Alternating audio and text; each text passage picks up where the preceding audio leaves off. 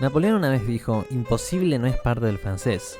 Y nuestro embajador de hoy lo demuestra. Si alguien le hubiera dicho, mientras mentía y estafaba su camino a un reino, no estaría hablando de él hoy. Este héroe es David de Merrenat, nacido en 1842 con un nombre mucho más largo, e hijo de un oficial naval. Merrenat se unió al ejército en 1863, fue rechazado por la marina, y participó en la conquista del sur de Vietnam. De vuelta en Francia, volvió al servicio militar en la humillante guerra franco-prusiana, donde supuestamente ganó la Legión de Honor. Luego de la guerra, Merrenat trabajó en un banco, donde fue acusado de malversar fondos.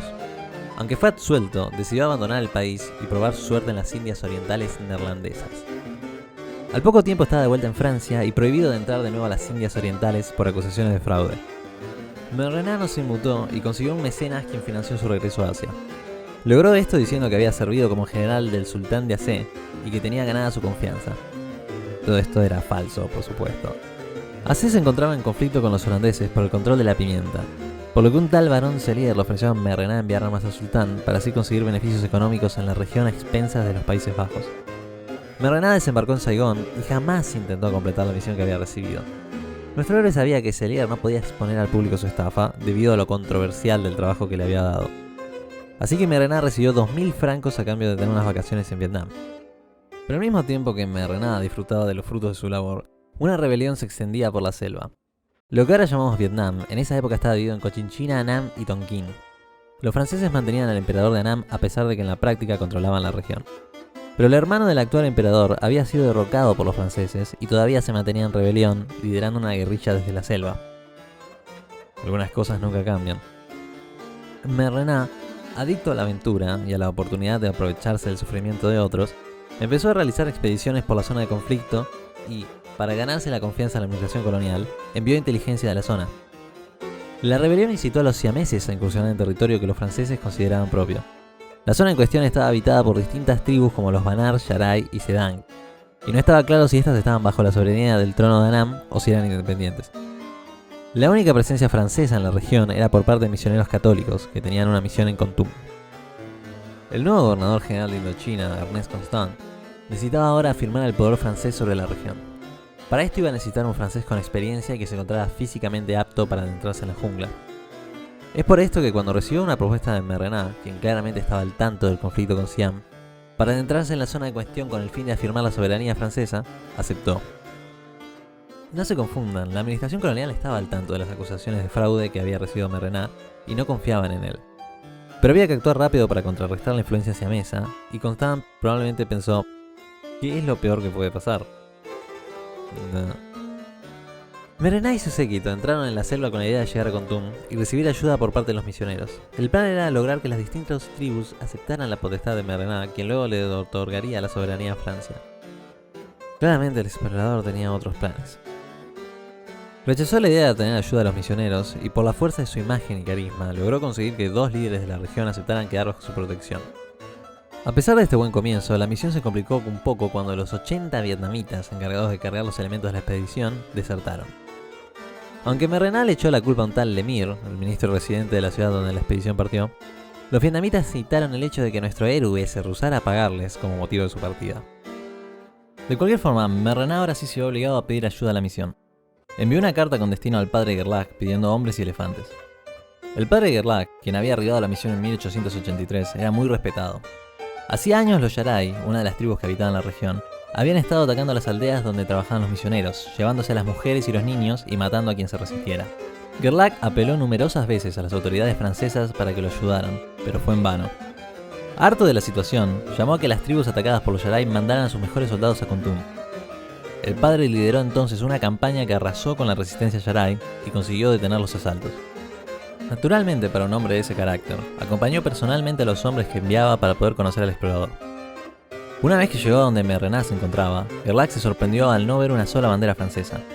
El explorador le respondió que estaba izando su bandera personal para no comprometer a Francia. Esto generó dudas en el padre, pero ante su escepticismo, Merrenat procuró las cartas que había recibido por parte de la administración colonial y empezó, como siempre, a hablar de sus muchos logros y aventuras. Habiendo despejado las dudas del padre, continuaron obteniendo el apoyo de los distintos caciques de la región, hasta que finalmente el 3 de junio de 1888 se proclamó la Constitución del Reino de los Sedán. nombre que se eligió por representar al grupo étnico que más territorio ocupaba en la región.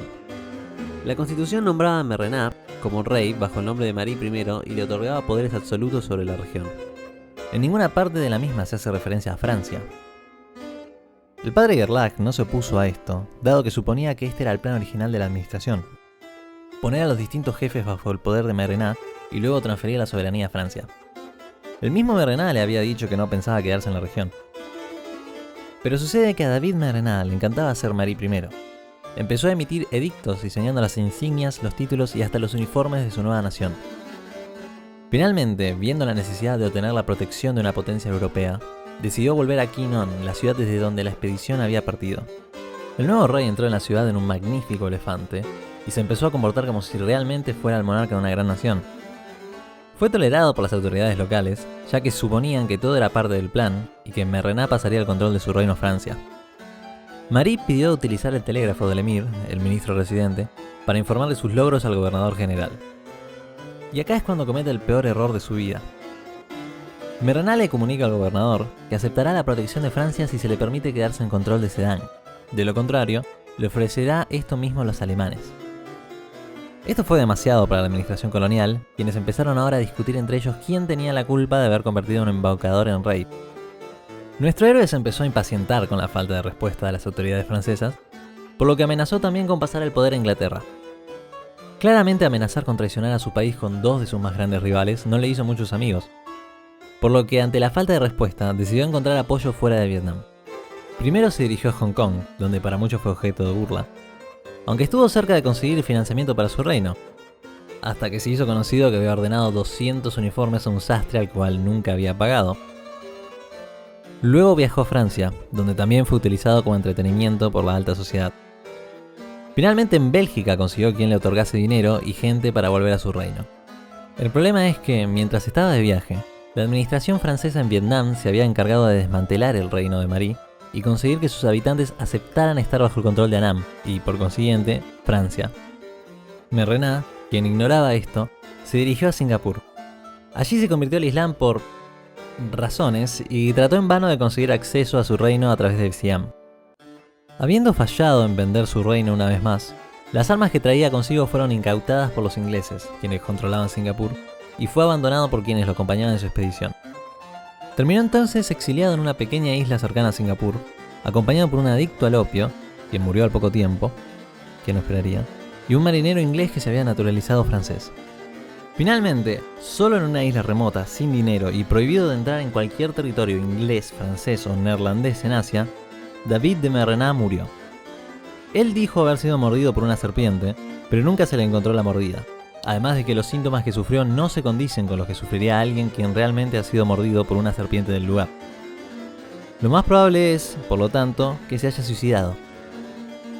Y con su muerte, como todos sabemos, nunca más hubo problemas en Indochina y todos vivieron felices para siempre. O tal vez no.